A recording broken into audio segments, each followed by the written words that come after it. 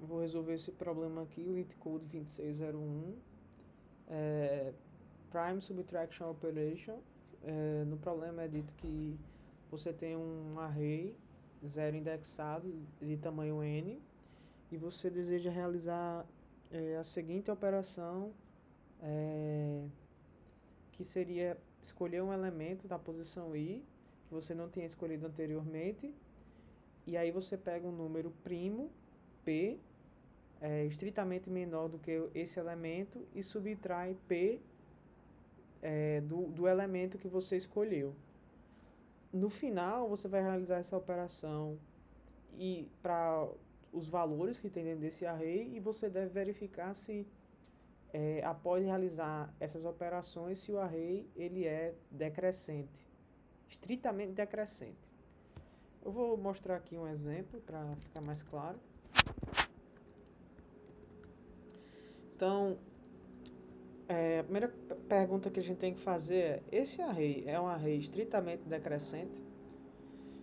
No que diz respeito a estritamente decrescente, se você não é familiarizado com esse termo, imagine que eu tenho dois arrays aqui, na verdade um array com dois elementos, 1 e 1. Esse array ele não é estritamente crescente, porque tem números iguais. Estritamente crescente significa dizer que todos os números são exatamente crescentes, você não pode ter valores iguais dentro dele.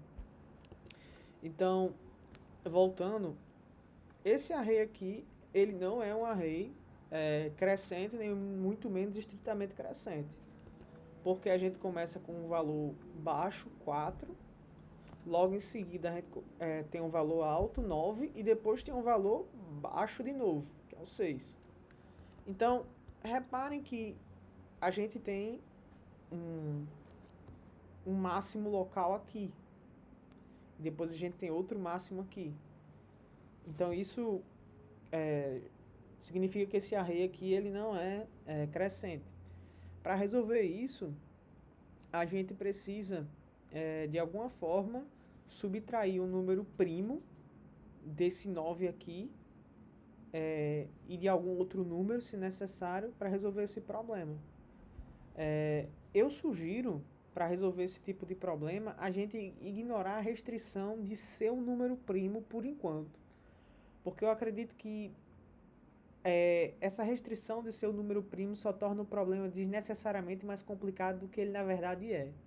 Vamos ignorar por enquanto e pensar o que eu deveria fazer para subtrair um número aqui para tornar esse array crescente, por exemplo.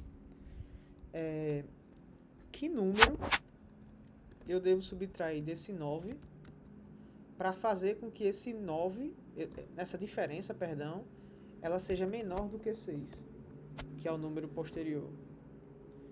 Se eu subtrair 3 aqui, eu vou ter o mesmo valor, né? Porque 9 menos 3 é 6. Então, eu posso pensar que o melhor candidato aqui é 4. Se eu subtrair o 4 aqui, essa diferença ela vai dar 5, e 5 satisfaz esse problema, certo? Se eu substituir aqui por 5, eu tenho que esse array aqui ele se torna um array estritamente crescente. 4, 5, 6 e 10. Então, a gente resolve o problema em uma única operação.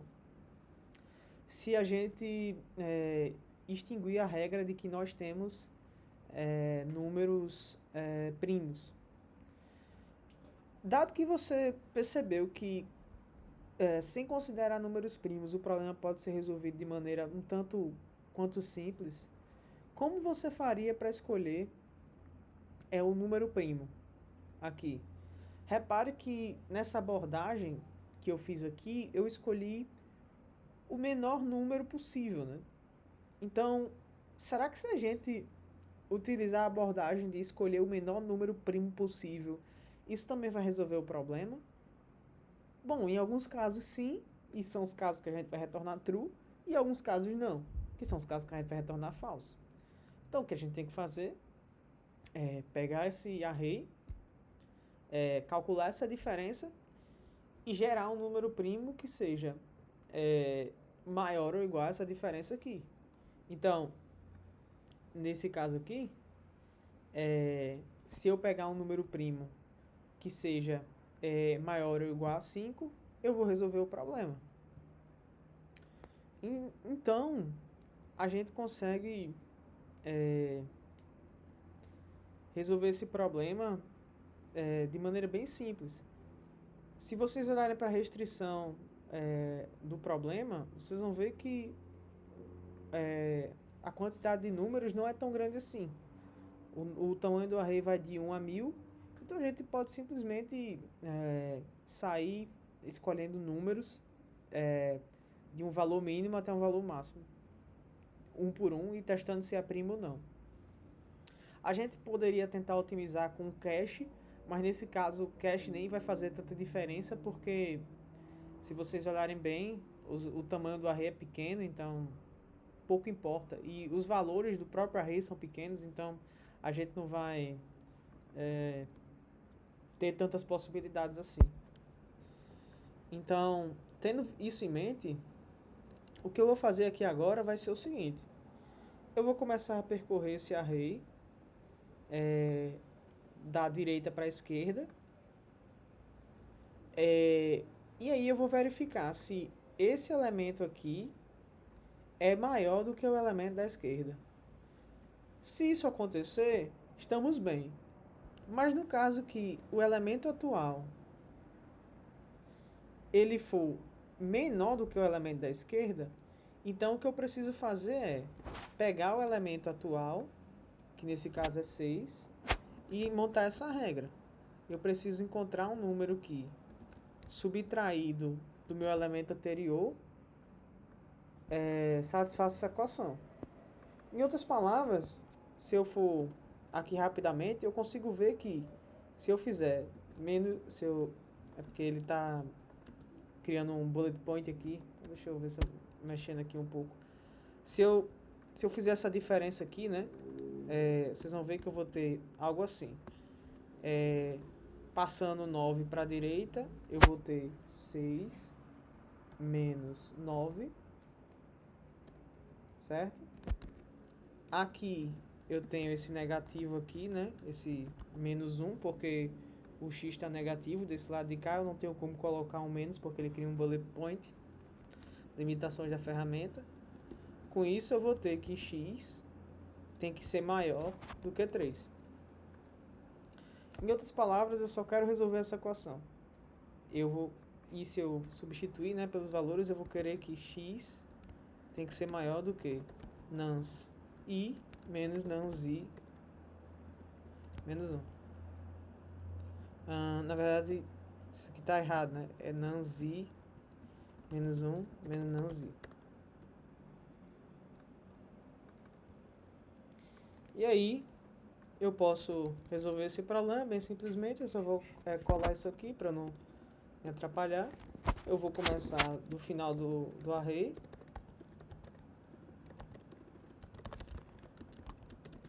E vou até o início. Lembrando que, como eu vou estar comparando sempre o anterior, eu não posso ir até o elemento 0, eu tenho que ir até o elemento 1.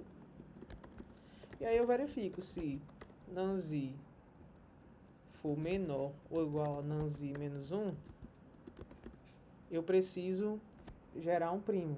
Então, vamos criar um método aqui, get next prime.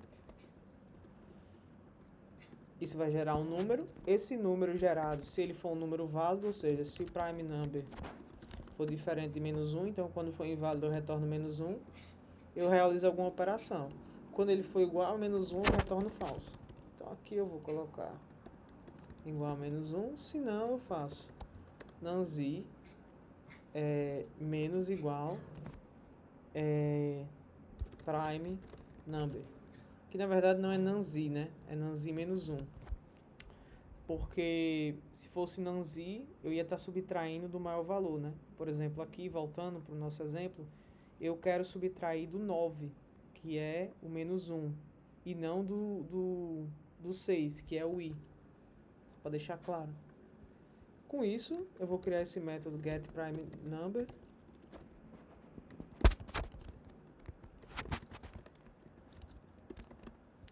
E aí uma coisa importante é que eu tenho que calcular aquela diferença que a gente anotou aqui, que é nans i menos 1 menos nans i. E repare que aqui tem um sinal de maior e não de maior ou igual, então significa dizer que eu tenho que somar mais um nessa diferença para desconsiderar a igualdade. E aí eu sei que o número primo ele tem que ser no mínimo essa diferença, então ele vai começar nessa diferença. E ele tem que ser no máximo, se a gente olhar aqui, ele não pode ser maior do que, nem maior nem igual a num z. Então ele tem que ser no máximo igual a num z menos 1 menos 1. Por que o menos 1? Porque esse vai ser o número que a gente vai atualizar, né? Que é esse número que a gente vai subtrair aqui. No z aqui no enunciado está se referindo a um exemplo, né? Só a formulação do problema. Para o nosso código, nesse sentido, a gente está atualizando no z menos 1. Então aqui a gente vai ter um start velho. A gente vai ter um final velho. Então, a gente começa com o for, que começa de start velho, vai até o final velho, soma, verifica se for primo, a gente retorna esse i. Se eu verificar todas as possibilidades e não achar nenhum valor, eu retorno menos 1. Agora a gente vai fazer o algoritmo do se é primo.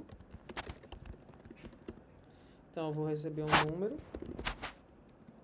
Se esse número for igual a 0 ou esse número for igual a 1, eu retorno false. Se não, eu vou começar de 2 e vou até a raiz desse número.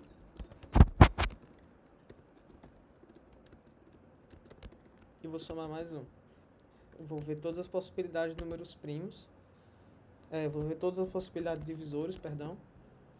E aí eu vejo que se n for divisível por i, eu retorno falso.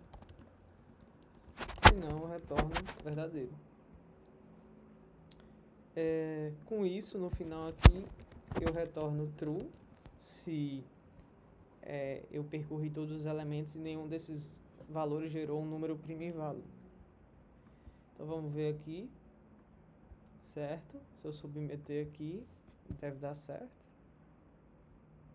Então a gente conseguiu bater 100% de runtime, 97% de memória.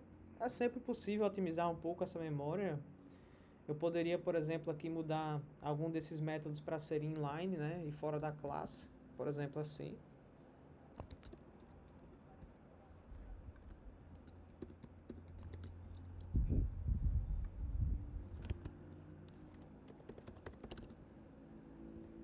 Isso aqui basicamente reduz o uso de memória da stack. O compilador consegue realizar algumas otimizações adicionais. Nada demais. É mais só para efeito de subir o gráfico mesmo. Em termos práticos não altera muita coisa não. E aí você bate 100% de runtime, 100% de memória. Para poupar tempo, né? Se eu quiser olhar para a complexidade aqui, vocês vão ver que aqui eu vou ter odd n nesse loop externo.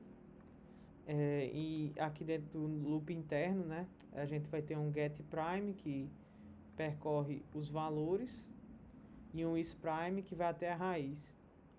Então, eu diria que o nosso algoritmo ele roda em odd n multiplicado pela raiz de m, onde m é o maior número que a gente pode ter aqui dentro. Como eles estão no mesmo intervalo ali, a gente pode fazer uma aproximação que é odd n raiz de n, digamos, que não está muito correto, né? Se eu verificar aqui na IA, vamos ver se ele dá um valor parecido. Odd n raiz de n. E de memória é odd 1, né? Então é essa a solução desse problema. Espero que você tenha gostado do vídeo. Obrigado por assistir.